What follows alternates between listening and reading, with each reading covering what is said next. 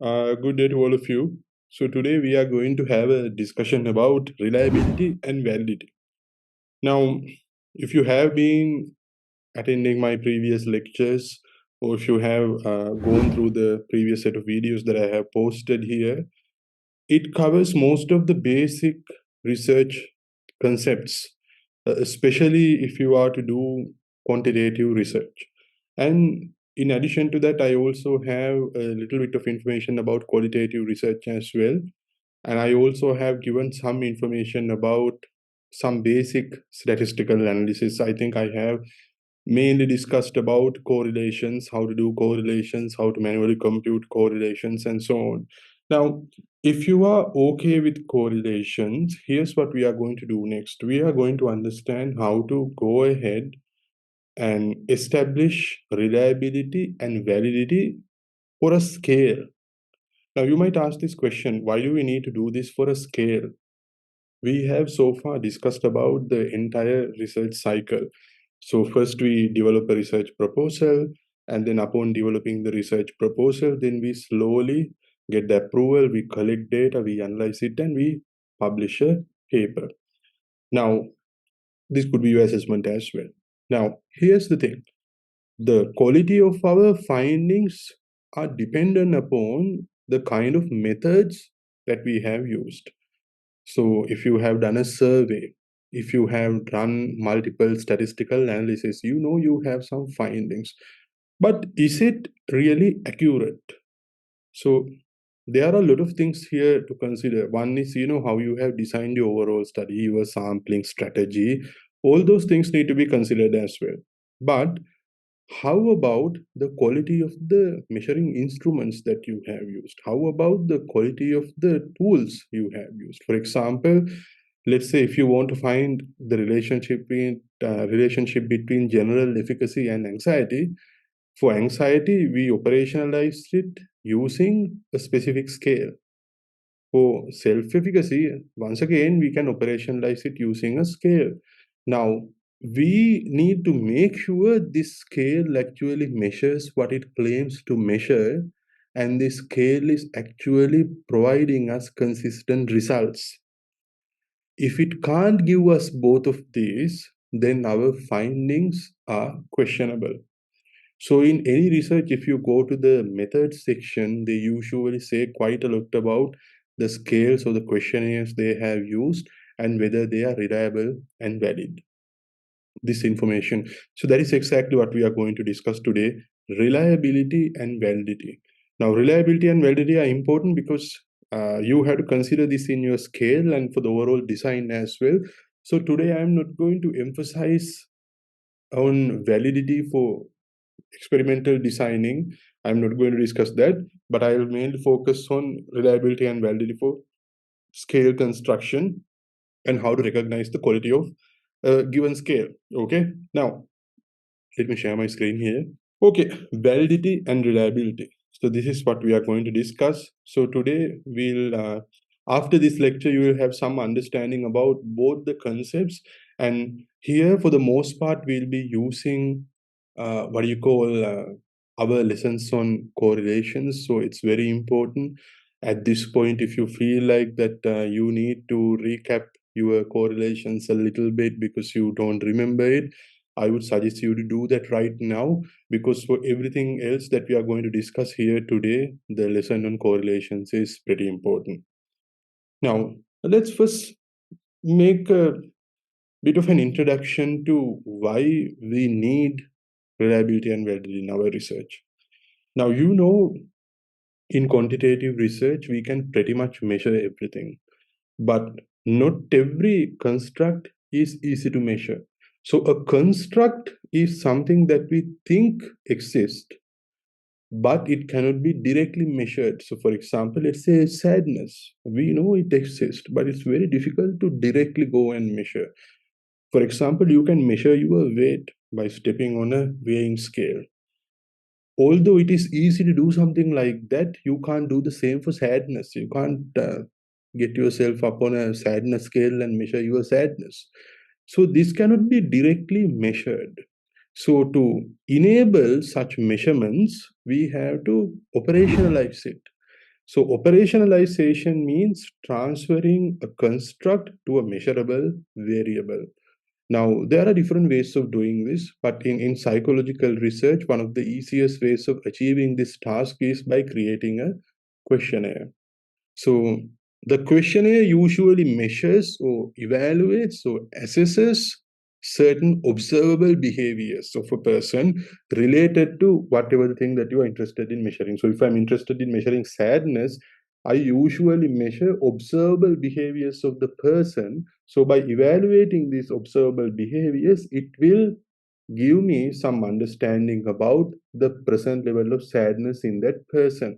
So this sadness, the construct, we also call it a latent construct. Why? Because I can't directly see it. I can't directly measure it. Sometimes you can directly see it, of course, sadness. Probably you might be able to see it, but then you can't measure it directly. Okay. So a measure represents a sample of behaviors, material, domains associated with the construct. Now, I was referring to observable behaviors, but it could entail other aspects as well. But just to keep our discussion simple, I'm going to just refer to observable behaviors. If I'm depressed, how do you know that I'm depressed? How do you know? Maybe, I don't smile often. Maybe I look at the same side, in the room always. I have lost my appetite. Now I don't get down from my bed. See, these are all behaviors. So, very similar to that, when you are depressed, you might also have a set of behaviors. If my neighbor is depressed, he also might have certain set of behaviors. Now, from me to you to my neighbor, our behaviors may change. But if all of us are depressed, there needs to be some common behaviors, a set of behaviors that are common to all three of us. So if you expand your sample, let's say instead of three of us who are depressed, let's say 1,000 of depressed people, if they are really depressed, still all the 1,000 of these individuals might have certain common behaviors. So we develop a questionnaire that can assess behavioral, observable behaviors of a person, of any person for that matter, who is depressed, for example. So our scale has, let's say, hypothetically speaking, our scale will contain a common set of a common set of questions that will help you to assess observable behaviors related to depression. Now, the question you should be asking is, are you sure the questions, even if it is common for the 1,000 people that you have chosen, are you sure that it can still measure depression of any person? How about, people in the southern province? Can you scale measure that? How about people in India? Can you measure that? See, there would be variation. So this is exactly why when we develop a scale, it is very important for us to ensure that it is reliable and valid. Reliability will ensure us that our scale is consistent. Validity will ensure that our scale is accurate. Okay. So the quality of a measure greatly depends upon the validity and the reliability of that scale. Now, before we proceed further, let me introduce you these two concepts. Reliability deals with consistency, validity deals with accuracy. Now, what exactly is meant by consistency? I may have told this earlier. For example, think like this. Let's say I want to get a numeric score for my weight. So I go to a nearby store and I buy a scale. Now I come home and I measure my weight. At first it says 98. So I'm the happiest person if my weight reading says that my weight is 98 because I know it's, quite more than that. So next time I measure, it says it is 105. Third time I measure, it says it's 110. Now 98, 105 and 110 are three separate readings, but for the same person. Now is it consistent? Absolutely not. It is not consistent. So when something is not consistent, you can't actually go ahead and check for its accuracy because accuracy is also not there. Why? Because at three different times it gives three different scores. So first thing that I have to do is I had to make sure it is consistent. So I go back to the same shop. I tell, okay, look, I started to measure my weight. It gave me three different scores. So I need something that gives consistent results. So I get another weighing scale. It gives 115 all three times that I check. Now I know my scale is consistent, but the problem is about accuracy because in my hindsight, I know I weigh more than that. So I'm talking about kilograms, okay, not pounds. That would be way too little for my size. So let's say I go to the same shop again and I tell, okay, look, I think this scale has some issue because it gives me 115. I know I am more than that. So then it gives me a third scale. Now this gives consistent results, and let's say it says 122. Now it seems like a pretty acceptable weight for me. Now I think it is accurate. What I do is I go to my neighbor's house and I check my weight again. That also says 122. Now I know my scale gives consistent results, so it is reliable. And at the same time, it is accurate, so probably it could be valid as well. So this is very simply put, what exactly this reliability and validity is all about. But then again, this is easy to establish for things that are easy to measure, like weight, height, and things like that. But this becomes very complicated when you want to measure psychological, constructs or mental states and things like that. So, validity, if you want to define it, this would be the right definition. Does the measure measures what it is supposed to or claim to measure? Or if I simply put it, does it measure what it claims to measure? So that's the easiest definition that you can come up with. Now, one thing you have to note is perfect validity is impossible. Let's say even if you get depression, you can't develop a scale that measures 100% of depression. Especially when you want to measure depression of a larger group of people, there are a lot of other variables that would be impacting this particular variable that you are interested in measuring. For example, culture might have something to do with how a person might express depression.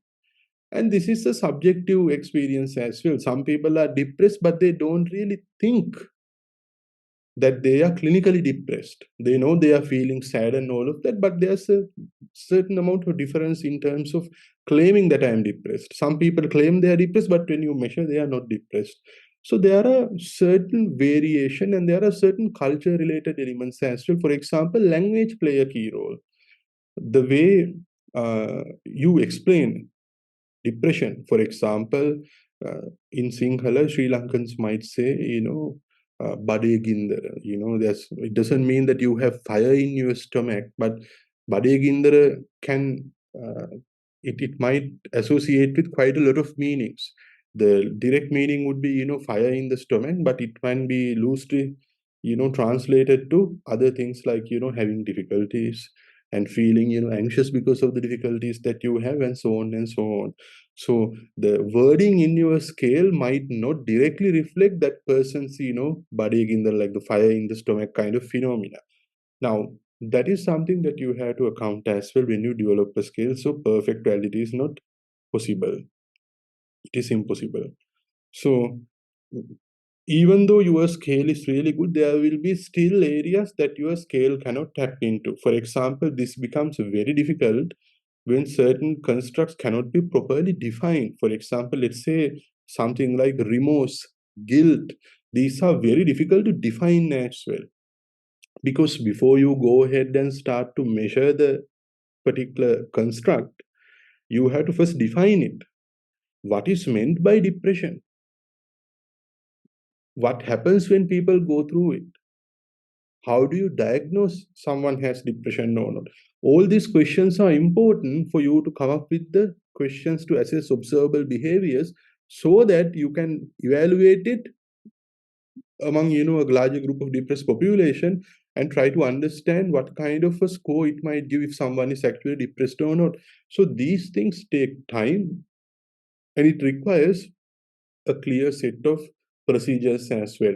Now, most of the times what happens is if our questions are not good, in the sense if they are not worded right, if we haven't defined our construct properly, and if we have any other sort of methodological error, we usually encounter something called measurement error. You can't measure it correctly.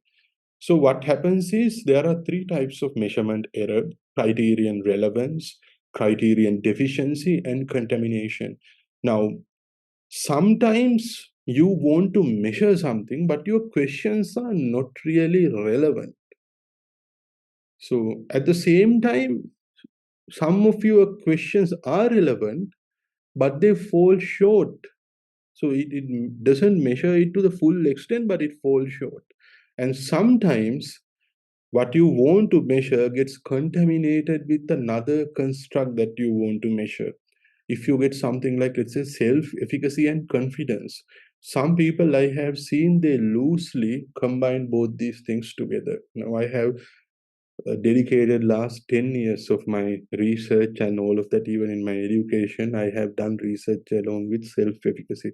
So self-efficacy is a mental state. Confidence could be, you could call it a trait. Now, confidence and efficacy are two different things. But if you talk about efficacy with another person, let's say you define it the degree to which you believe in yourself, that is self-efficacy.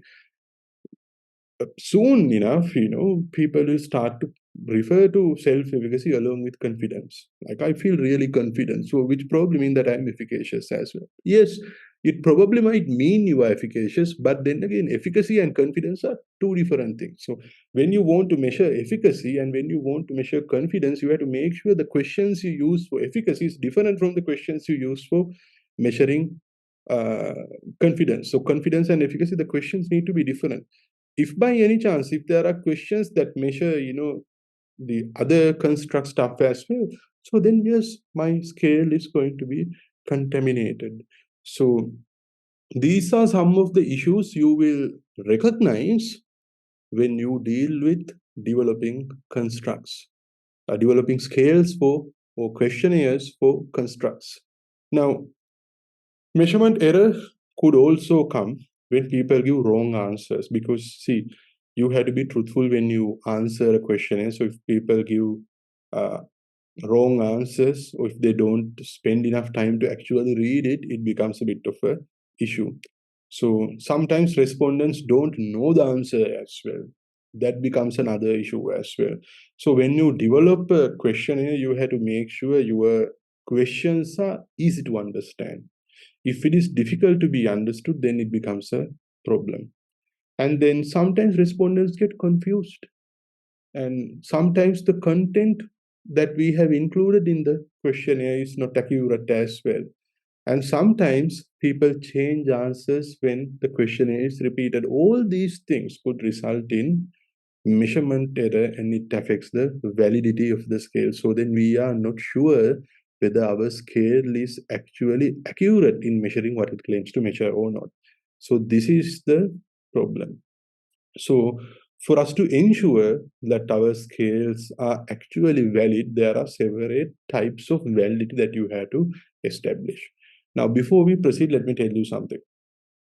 Ideally, we have to make sure our scales are reliable before proceeding to validity. This is what I learned from my professors when I learned in my university when I did psychology. So what they always say is you have to make sure your scale is reliable, and then after that proceed for testing validity.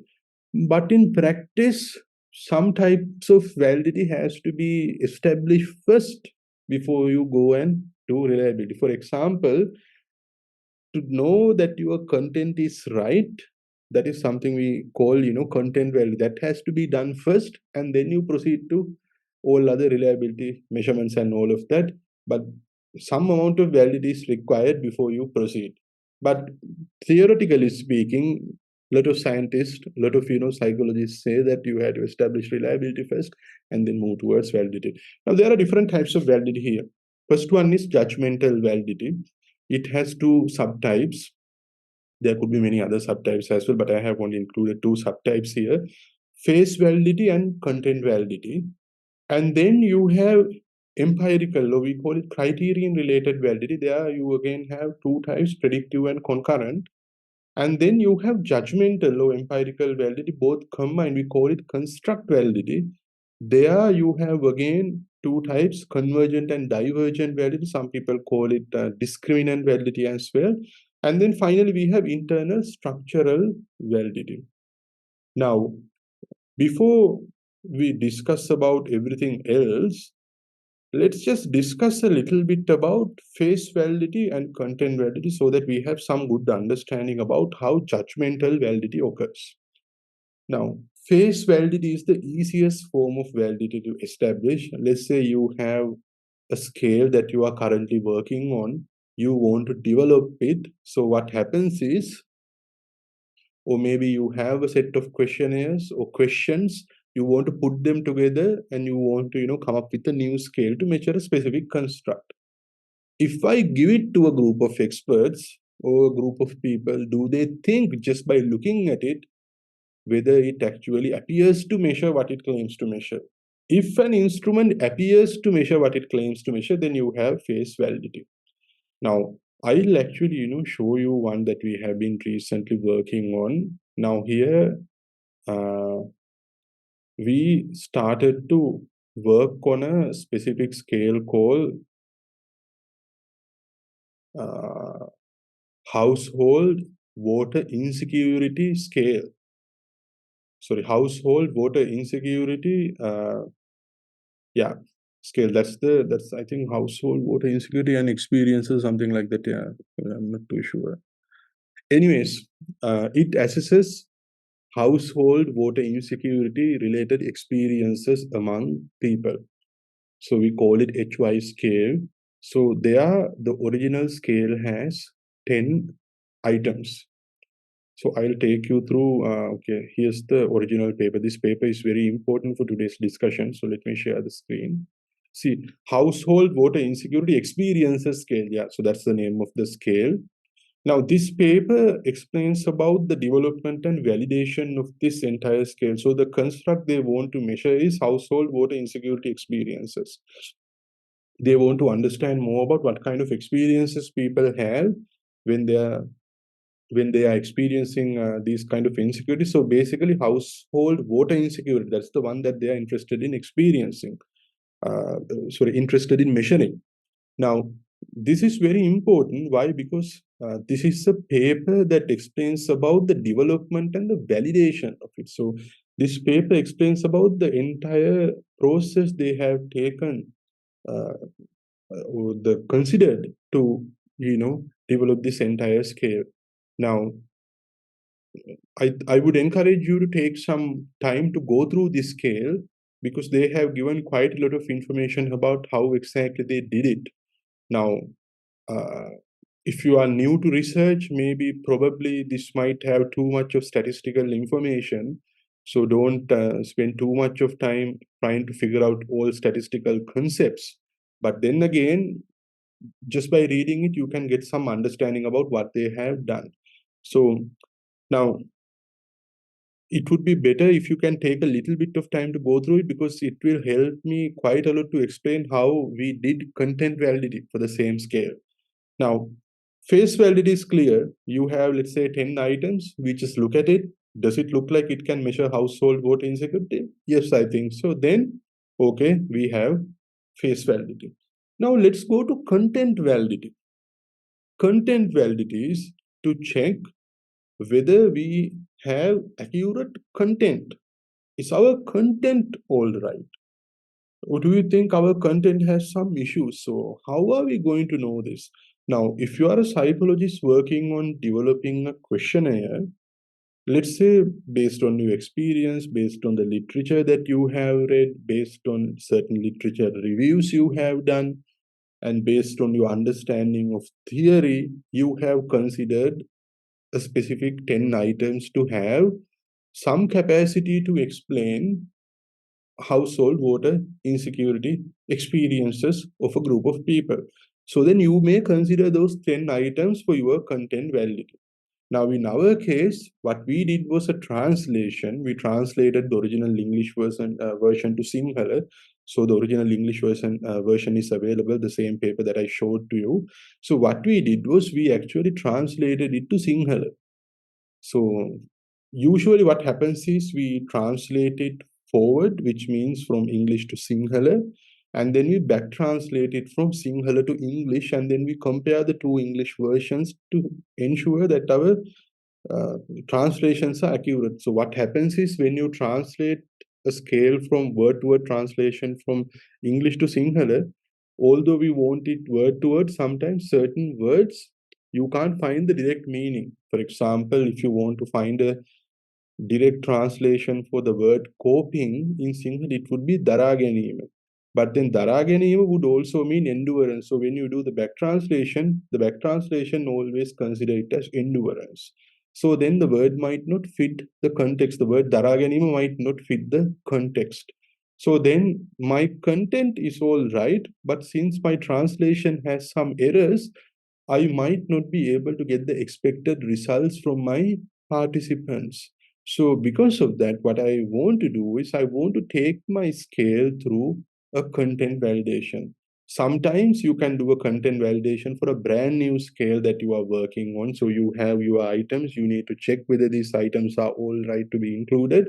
In my case, what I did was, I took it through the content validity or validation process. I had a scale which was already available, so we translated it and then we took it. Now, a group of us were actually working on this. Let me share my screen here. So this is how we did content validation. So it has some information about what this research is and all about. And here we have given some explanation as well. So uh, content validity, for you to do it, first you need to have a panel of experts. So this panel of experts could include psychologists. If you are a student who is following psychology, or if you are a psychologist yourself, yes, then your scale would of course measure something related to our own field. So in our field, what we usually do is we gather a group of experts, and these experts could have public health experts, psychologists, linguists, and people like that, who have experience in expert knowledge about what we want to actually go ahead and assess. Now we give them a table. These are the instructions. So the table contains items in the original scale in English and the corresponding translated item Sinhala. So for each translated item, you may indicate the appropriate value of your rating from 1 to 10 in the relevant cell against all 5 criteria. You may also provide suggestions for feedback for the items. A space is left at the end of each page for this purpose. Please indicate the number of items to which you provide the suggestion or feedback. So we have 5 criteria here. First, we assess the appropriateness of the language used. So each panel member or each expert would have to rate each item for the appropriateness of the language from 1 to 10. Whether the use of Sinhala wording or vocabulary expression, is it right and accurate, and is it clear? It's very important to know. And then are these items actually assess the concept? Very important. And then how about the retention of the conceptual meaning? When we translate something from English to Sinhala, has the Sinhala translation retained the original conceptual meaning? That needs to be assessed as well. And then sample validity. Is this appropriate? Is this appropriate to be used for a identified age group? That's very important. And then cultural validity. Is this particular scale or the scale, does it reflect the specific culture in which you want to administer this? So these are questions that you need to ask from yourself. Now this scale is a bit different. Why? Because it has 10 items, but each item refers to a specific component or specific aspect of water insecurity. For example, uh, in the last 4 weeks, how frequent did you or anyone in your household worry you would not have enough water for all your household needs? So the first one actually tries to understand about the worry people have related to water insecurity. Second one is about interruptions. Third one is about clothes. Likewise, there are different components altogether. Or not 10 items, actually it has 12 items. My bad. That happens sometimes, even if you are doing research on the same thing, sometimes you forget. So I was under the impression it has actually 10, but no, it has 12 items. So now this is the table. The first 2 criteria assess content related validity, and then the The last three assesses consensual related validity. Now, each panel member or expert would rate each of these items in these, you know, based on these 5 criteria. So they had to give a number from 1 to 10, and then we average it all up and get our final score sheet. So minimum you need to have at least 5 experts, but if you have more, then it is very good.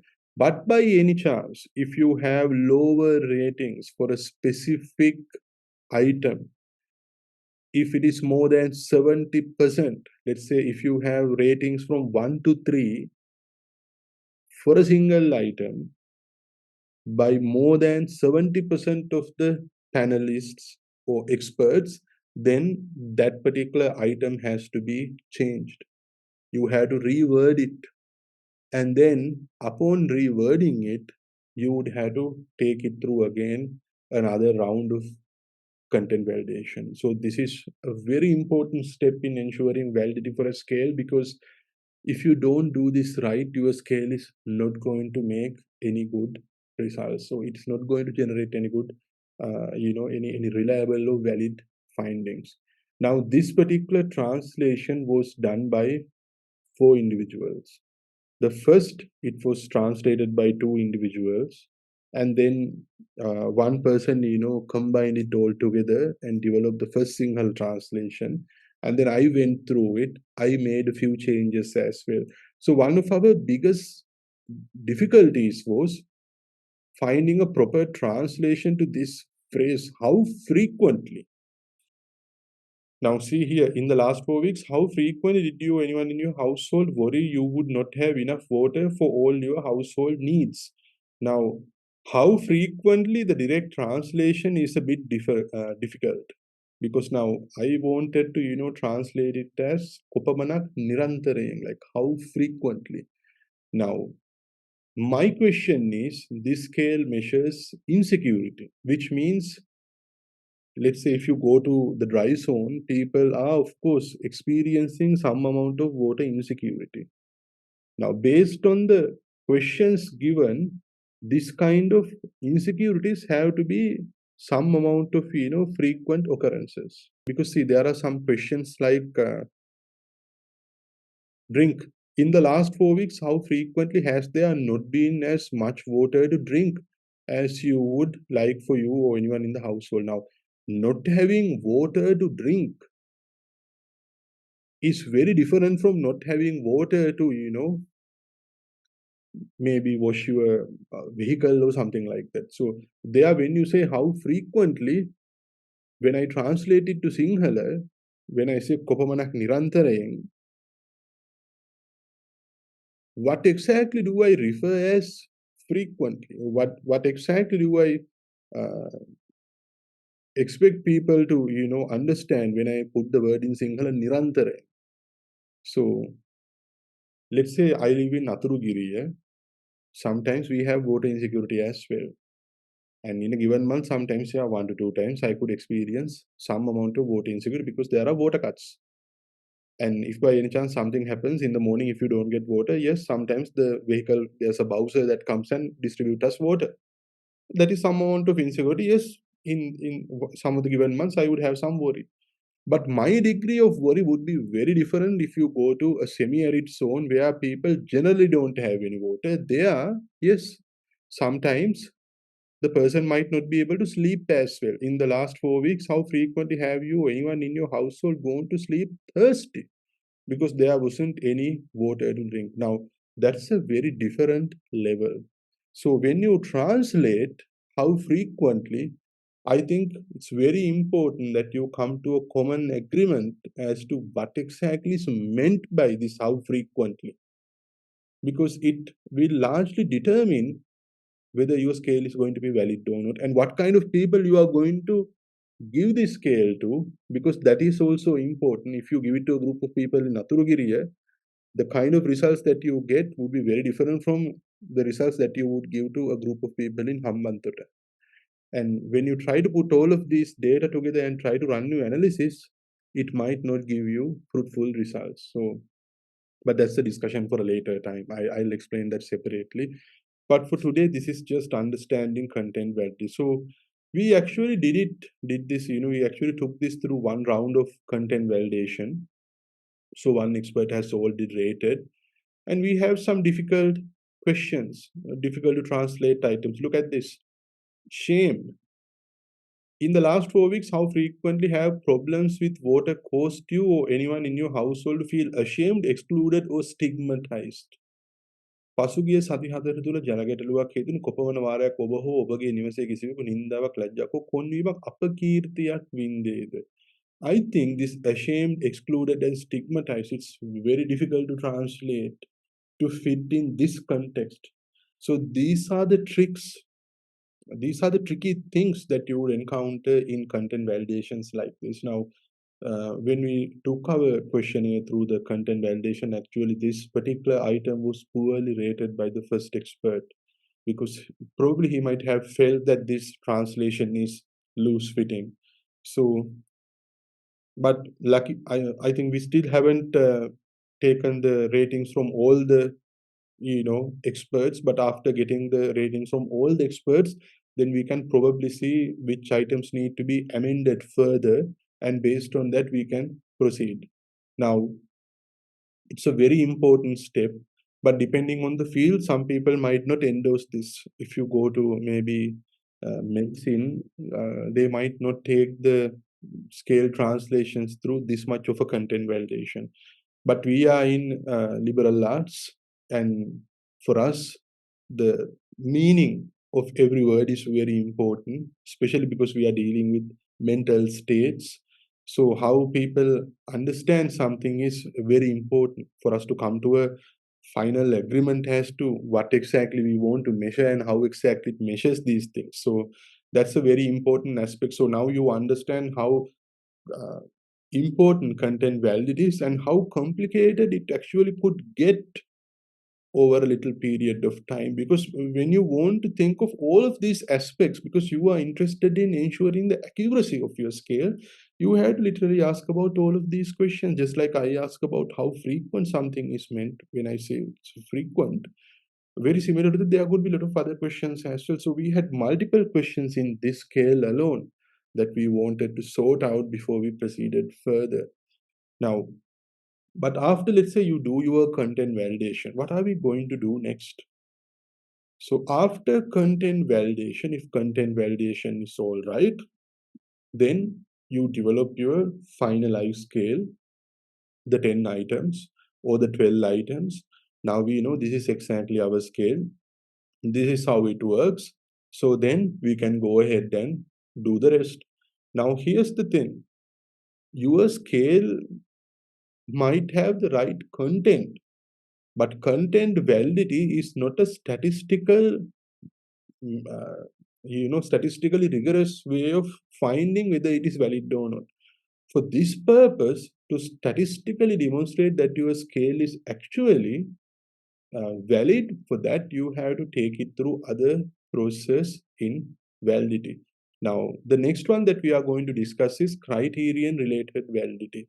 Now here there are two different methods of testing for the criterion related validity. One is predictive validity and the next one is concurrent validity. So predictive validity means the capacity of your scale to predict something. Now, let's say you have a scale that measures SAT score, so Scholastic Aptitude Test. Let's say you have a scale, it measures aptitude of a person. Let's say the scale is actually Scholastic Aptitude Test. So Scholastic Aptitude Test is given before the entrance of before the entrance to the university, so that universities can check whether these students are going to be successful in the school or not. So how do they know this scale can actually assess this is by giving it to students who are already, enrolled in the university as well, so that they can actually correlate their SAT score and the GPA. If not, what they can do is they can actually, give the SAT, enroll a bunch of students, and then wait for, 1 to 2 years, and then correlate the SAT score in the entrance along with the GPA. So if there's a positive correlation, then we know higher the SAT score, higher the GPA. Or lesser the SAT score, lesser the GPA. So that we can then consider students with higher SAT scores with scholarships and things like that, because we know it is going to predict. So I'll give you another example. Let's say you have develop a general self-efficacy scale. Self-efficacy means the degree to which you believe in yourself.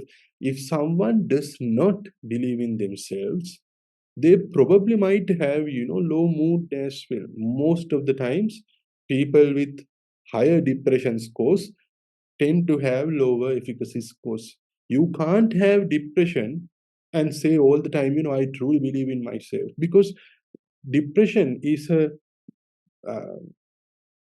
it's a form of profound sadness that people get when they start to doubt themselves. You can't get depression when you're fully believing in yourself. That's unheard of.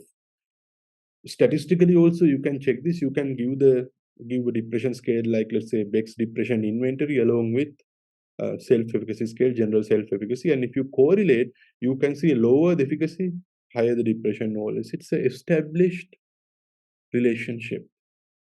But what it shows is the capacity for the scale to predict another thing, another component, another construct, another variable. Usually, a good scale or a questionnaire has that capacity to predict something. So that's a very important aspect as well. Let's see. Let's go through this water insecurity scale, and let's see what exactly they have done. Give me a second. I'm going to just get that paper here. Okay, I'm going to type. Let's say insert predictive validity.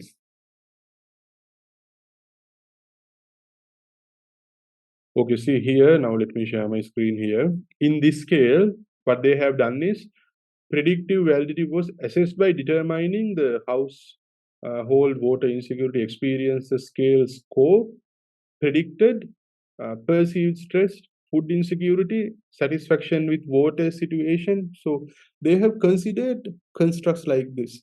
So, for example, if you are high on water insecurity, yes, you need to have some amount of stress as well.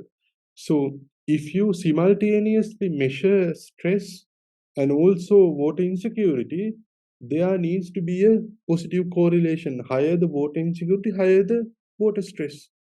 So if your scale can actually demonstrate this, when it is administered simultaneously with another related scale, then yes, if you can establish that correlation, what you have done is you have demonstrated the predictive capacity of your scale. So that is predictive validity. Okay. And then very similar to that, you have another concept called concurrent validity, where uh, a test correlate well with the measure that is previously been validated. So for example, let's say you have developed a new scale that measures depression.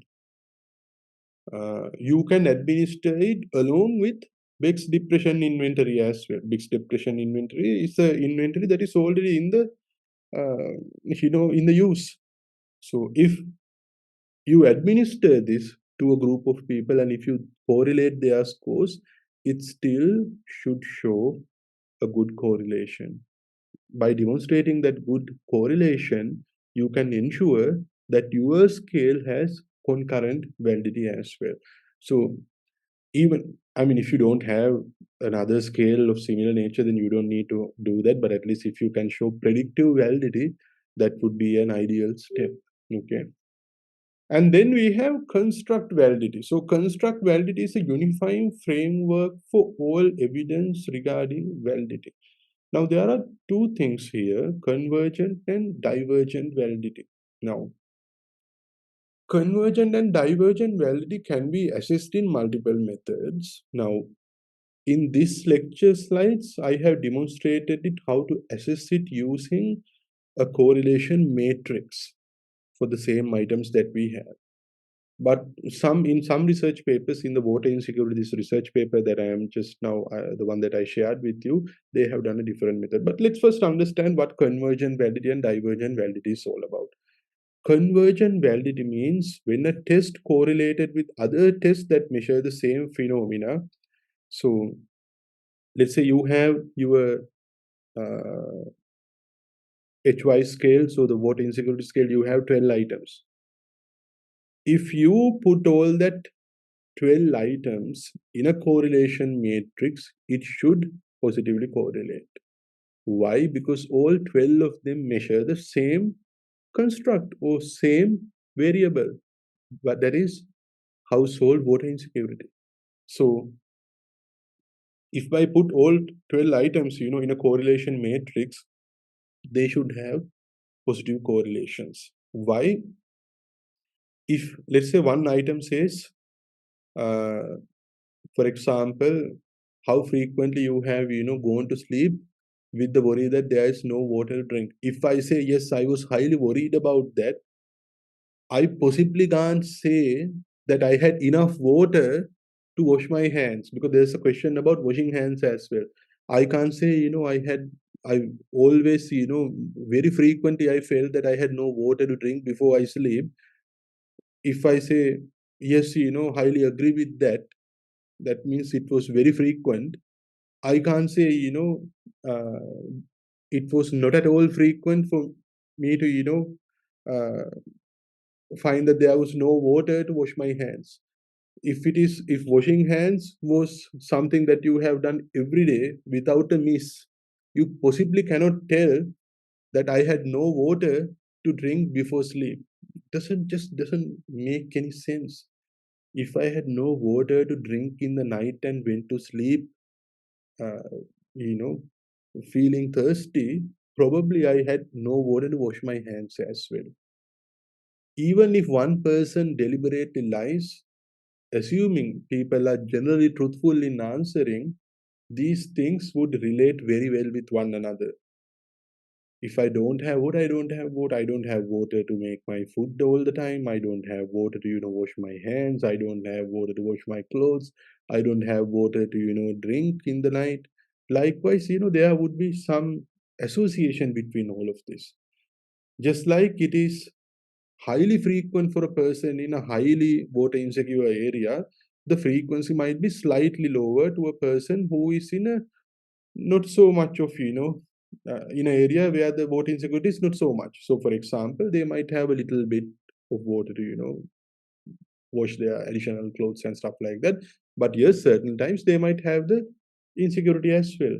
So, if you put all this data after administering your scale, after collecting your data, if you put all of them in a correlation matrix, ideally you should see positive correlations.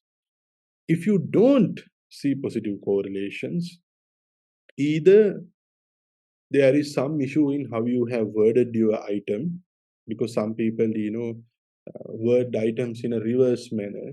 It sometimes could be a reason why you have negative correlations. Or maybe that item is not appropriate for the specific group of people that you are interested in measuring.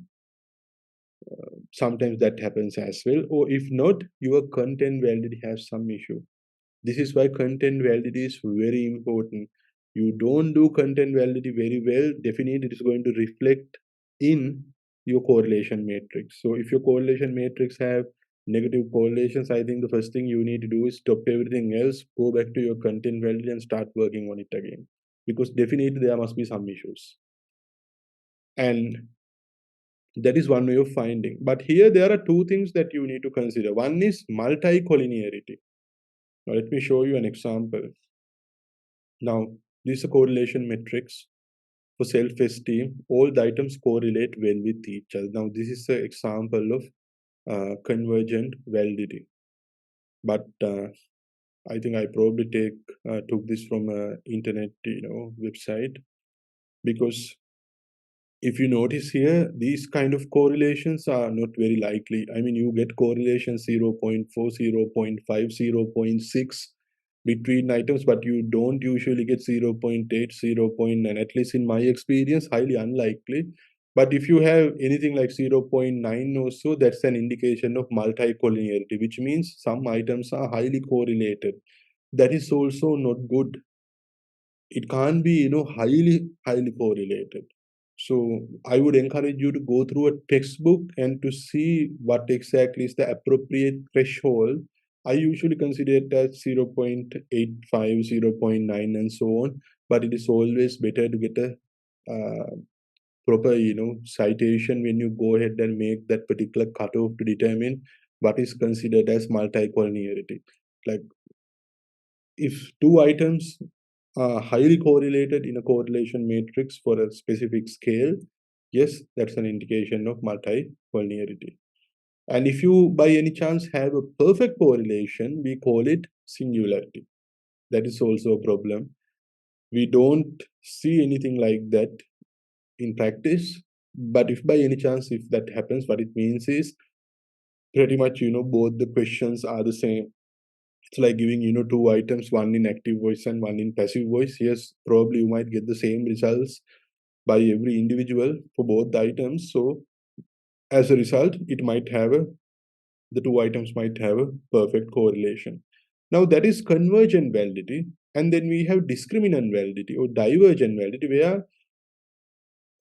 two different constructs, two different variables, if they have items, technically those items shouldn't correlate well with each other. For example, if you see here, we have self-esteem and locus of control. Let's say self-esteem has two items to measure self-esteem. Locus of control have two items which measures locus of control. Self-esteem as a variable, overall variable, will correlate well with locus of control, the overall variable. So if you get final scores for both of these scales, those will correlate.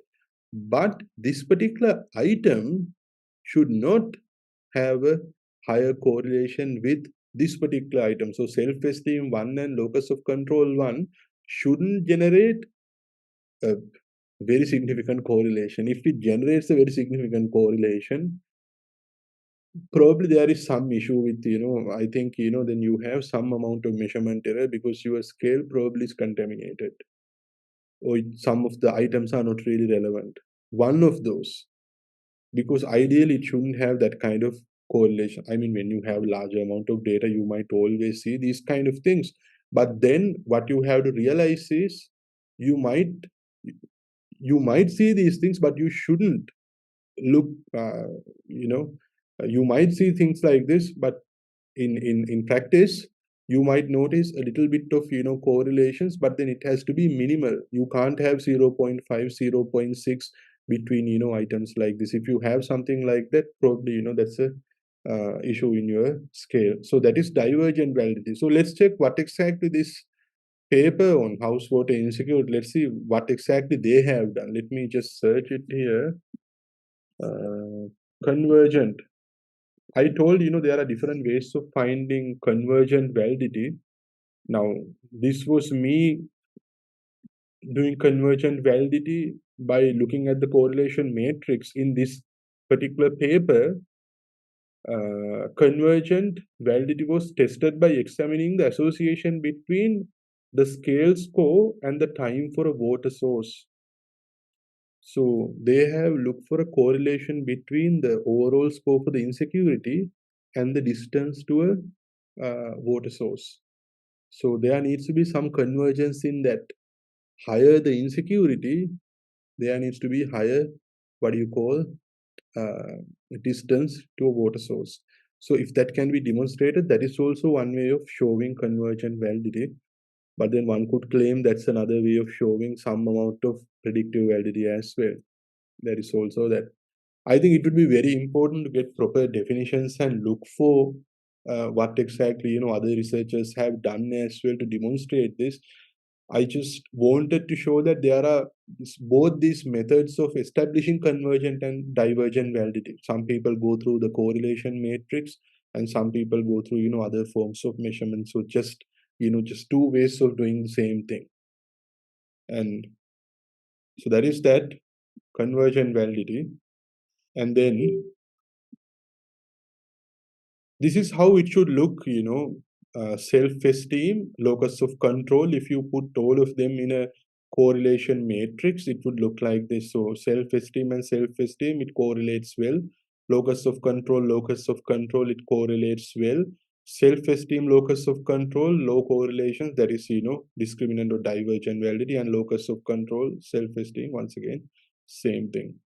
Now, that is also another way of establishing what do you call validity. Now, so far we have discussed about judgmental validity, criterion related validity, and construct validity.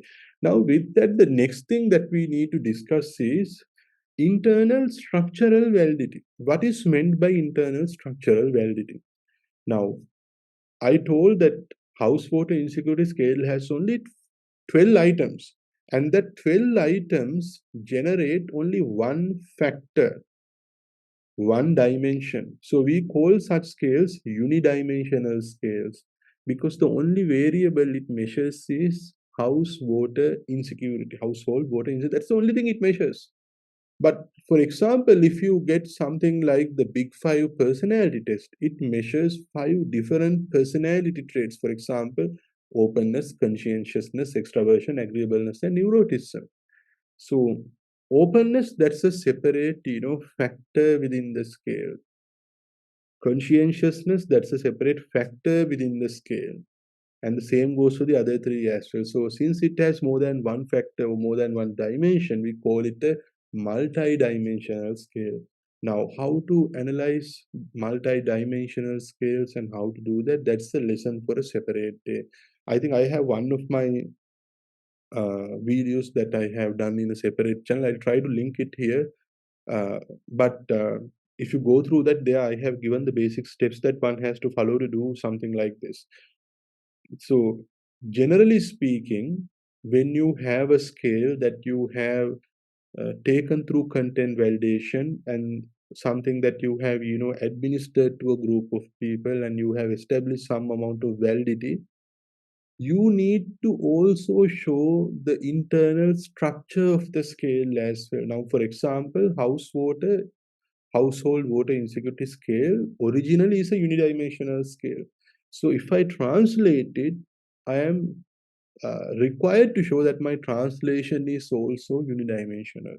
So this particular internal structure of the scale is demonstrated by a method called factor analysis. Okay, factor analysis help us understand the internal structure of a scale.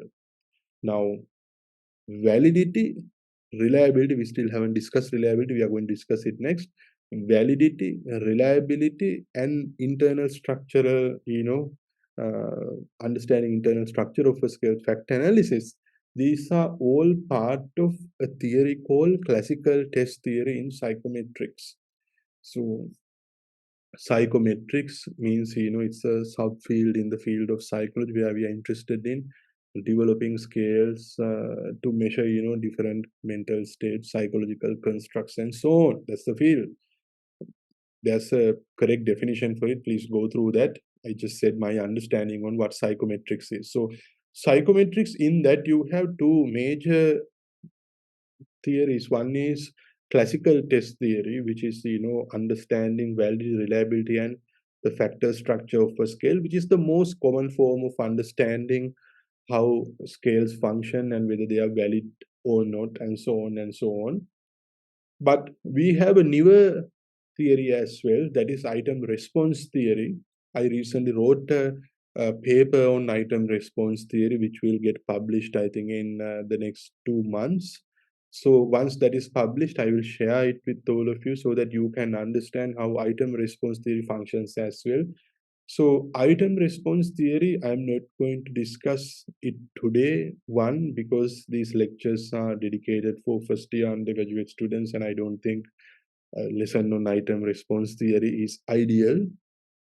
At postgraduate level, yes, item response theory is very good to be discussed. I mean, if you are interested in quantitative methods in psychology, yes, of course. Or if you are interested in psychometry, yeah, why not? But if not for almost all of us, even mostly in management sciences as well, we generally limit ourselves to classical test theory. I mean, we really don't go beyond that and to item response theory. I mean, if you are specifically interested in that, yes, but if not, no. So there are a few ways of finding internal structure of a scale. Once again, now in this particular lecture, I'm not going to go into details about how to do a fact analysis, the statistical analysis, because the lectures, like I told, are dedicated for first year students. So they haven't gone through complex statistical analysis. I think for the most part, students have understanding about correlations and some group difference testing, but then they haven't gone through fact analysis. So as a result, I'm not going to go into that. But just for your information, just know that there are a few methods of finding this. One would be to do a principal component analysis. Some people say it's a separate form of fact analysis. Some people say it's part of exploratory fact analysis as well.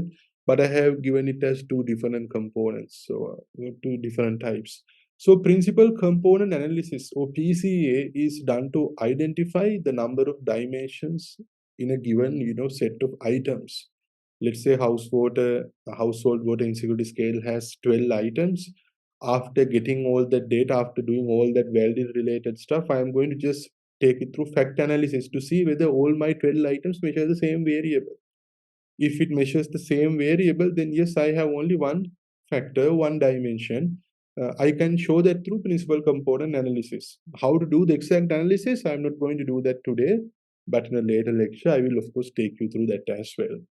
And then exploratory factor analysis, we call it EFA. There are other methods of EFA as well. If you take SPSS, there are different methods they have given for EFA. And then we have CFA, that is confirmatory factor analysis. Now, once again, CFA, you have to do a model testing and all of that. So I'm not going to cover that here. I will later upload a lecture for that as well.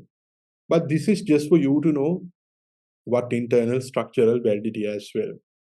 So this is the factor structure of a scale. Let's say now this one is DAS 21, depression, anxiety, and stress scale.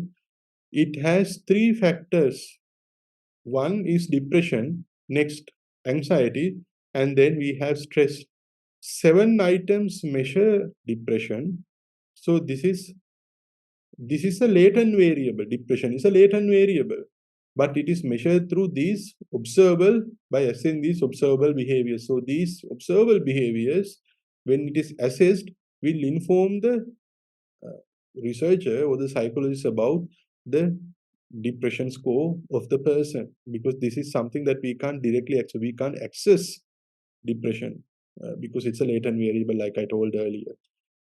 But in this scale, it measures depression, anxiety, and stress. So anxiety has 7 items, stress has 7 items. So stress, anxiety, depression, all these are latent variables. But this is a multi-dimensional scale because it measures 3 separate, factors. And what you see here, this is a path diagram, and you can use, I think this is a confirmatory factor analysis. So you can see the analysis they have performed. And then here we have another scale, I think negative affectivity. It has 21 items once again. So these are, I'm not too sure, whether it's a separate scale or the same scale. But let's just forget about this negative affectivity. I don't remember it. But then this depression, anxiety, and stress, these are latent variables, and these are their, respective items. So this is a multi-dimensional scale. So this is the internal structure. If someone says, okay, look, this is the internal structure, we measure 3 things. So, okay, then analyze it and show it. So basically, fact analysis is used to demonstrate this internal factor structure. And now, if you feel overwhelmed with this information, that is all right. Why? Because it's the same for us as well in our first year. Actually, I had no idea about this in my first year. I understood about factor analysis, I would say probably in my master degree, because I always knew what factor analysis, like the concept, it always, was something that I remembered during my undergraduate years. But then when I did study psychometric testing and measurement and also research method, they didn't actually touch upon on this. So I was always fascinated with the concept. and then I went through it during my first master degree. That's how I got to know it. But then I thought if I explain this to my students at some point during their undergraduate degree, they will do a little bit of reading to understand it. And even if it feels difficult right now, it will all make sense after some time. So it's very good if students can actually go through it right now itself so that they have the rest of the years to further learn about this. And when they go for their master degree or so on, they will be fully, prepared. So that's one idea as well. So we have item response theory as well. I'm not going to go through item response theory today, but just to give a bit of a heads up, classical test theory tries to understand the performance of a test as a whole. Item response theory, we try to understand the nature of every item itself. So item response theory works well with questionnaires with binary responses. We call it dichotomous responses, and also polytomous, like multiple choices as well. Usually you need to have you can't do item response theory in SPSS. You need to have other software like SAS, Stata, or R. I personally use R, and I have recently run a graded response model for one of our scales as well.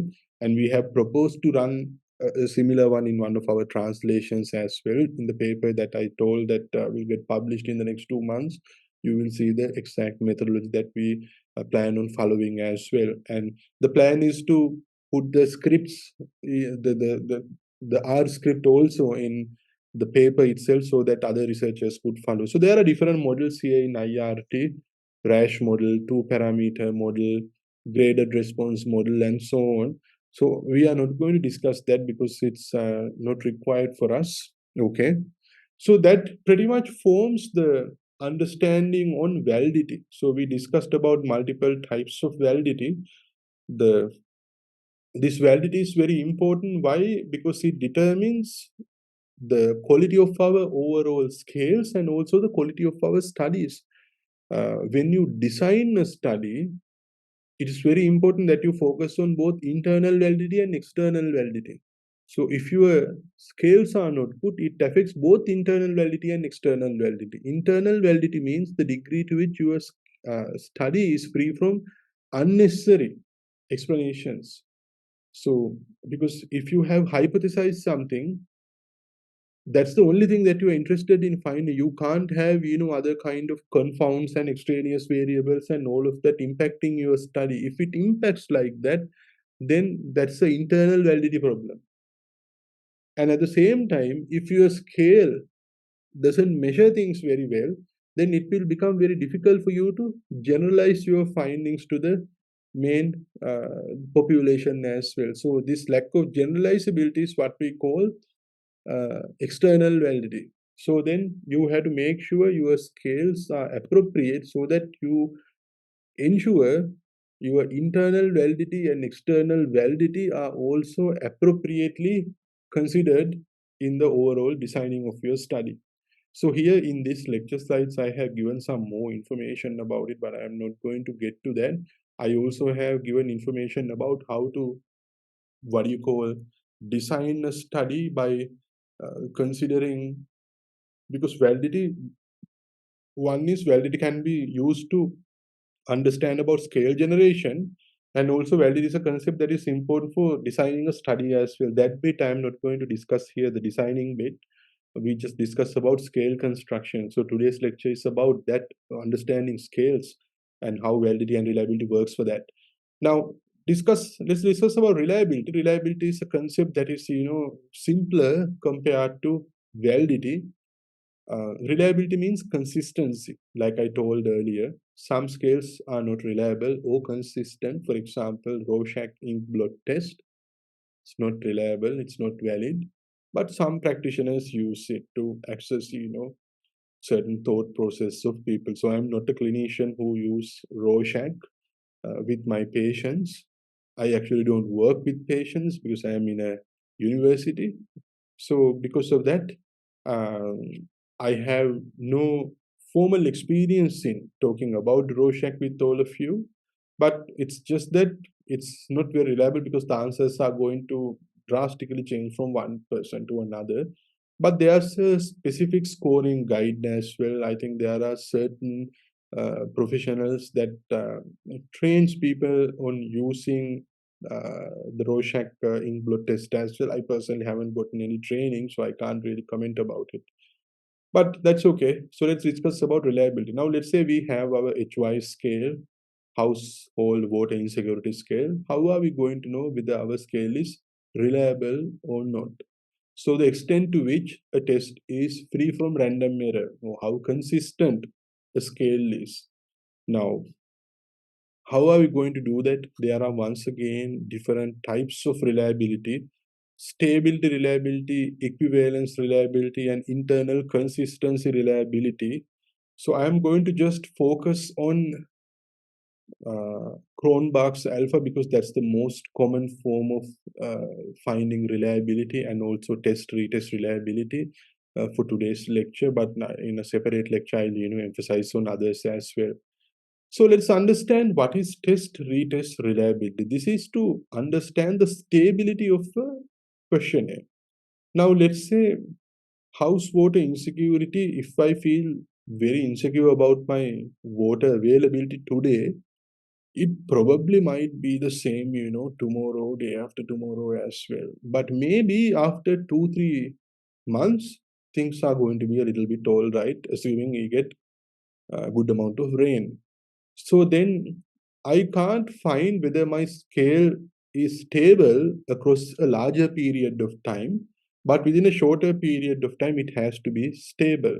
So if I administer my scale, HY scale, to a group of, let's say, 30 people today, and to the same 30, maybe, let's say 3 weeks later, their scores should not drastically change, and still there needs to be a very positive correlation as well. The person who has scored 30 this time may have scored 31. The person who has scored 5, maybe this time they have scored 6, 4, or maybe the same score. But when it is plotted, you generally see there's a positive correlation.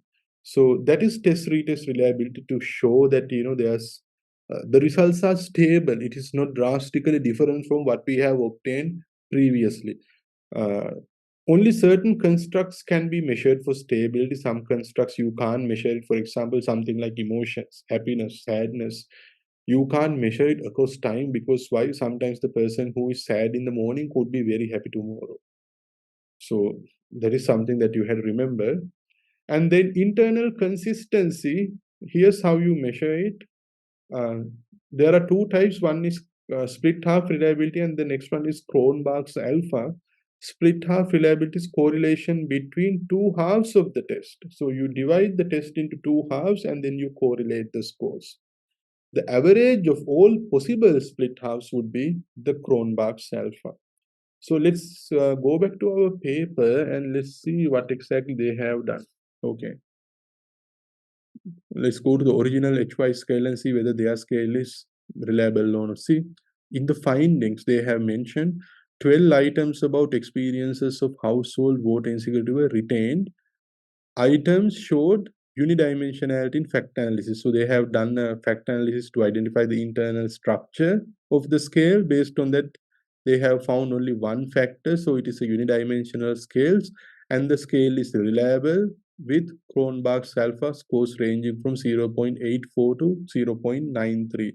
Usually, you will get a value from 0 to 1. If it is closer to 1, which means 0.7 and above, usually Cronbach's alpha, that's a very good reliability score. Anything that is more than 0.7, we generally consider as a good reliability score.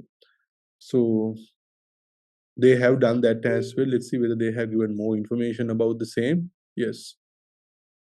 So I would encourage you to take some time to read this paper, because now we have discussed about multiple types of validity and reliability.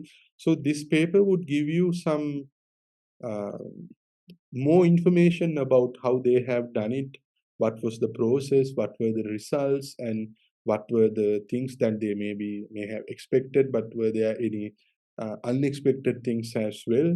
So please take your time to go through this so that you can have a better understanding. So this is what I wanted to discuss with all of you today: validity and reliability. So, two different concepts, but two very important concepts, because without discussing these two concepts, we can't do quantitative research. Quantitative research always require talking about these two. Without this, we can't, go ahead and do it. And I hope I have been clear to all of you. One of the biggest difficulty that I have faced is introducing these two concepts for the first time, because as I keep on teaching, I always consider, have I been more clear here and stuff like that, and sometimes it hinders my thought process. But if you already know the concept, then I can explain it even further well. But yeah, I think that's something that I have to do it on my own to improve myself in terms of introducing these concepts to students. But if you, generally speaking, have a good understanding about correlations, what we have discussed today, you will easily be able to follow. But if you think you couldn't understand it just by looking at it one time, maybe you can go through the previous correlations lessons and then get back to this so that you would have a better understanding. So that's it from my end for correlations and not correlations, for validity and reliability. And I will see you again with a similar lecture in the future. So thank you very much.